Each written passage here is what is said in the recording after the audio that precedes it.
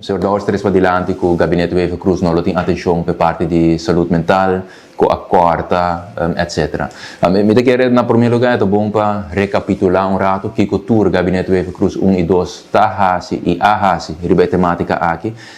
Me mesmo é primeira coisa que minha pessoa na mesa hasi tá quebra diferente contratos que não está beneficioso para equilíbrio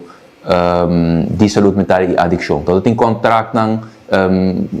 cumulativo de riba 1 milhão florin que toda hora na sostenedora do partido de AFP e no momento que o contrato aqui a vence a passar mês hora nós passa fundo aqui diretamente para FMAA para assinar no mês por fazer uso de recursos aqui e também nós fazer contrato com trampolim para trabalho então assina nós percorrer para inclusão e percorrer também com recursos limitados guardo poni disponível e está na benefício de verdade para o que é parte na aqui. No mesmo momento, me serviço e todo o documento na aqui agora compartilho também com o Parlamento de Aruba. No momento que nós trata pressuposto, por certo, o senhor Dousha vota contra. Então, dentro todo o documento na aqui vou provar a visão a largo prazo que Aruba atrás, junto com o PAU, que está atender que parte de adicção e saúde mental, mas também todo diferente MOUs que agora será entre todos os stakeholders, FMAA, Respaldo, SPD, mas também Huisartsenvereniging de Aruba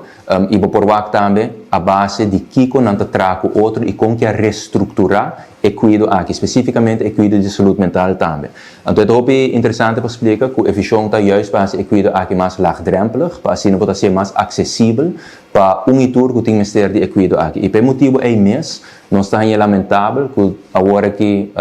está estigmatizar pessoas que tem ministério de cuido aqui door de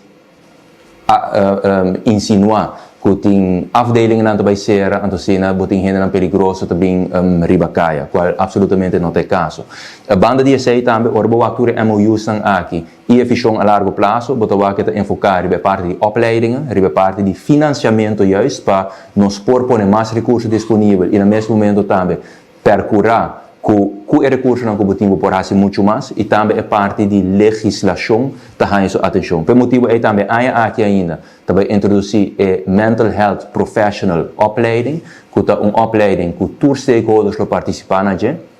entre outros Huisartsenvereniging de Aruba, para assim vez mais todo mundo que tem ministério de cuido aqui por ganhar de uma maneira muito mais acessível. Banda de DSA também, introduzir aqui, bemoeizorg. Então, dois aspectos aqui, está a base de overeenkomst que nós temos com Mental Health Caribbean.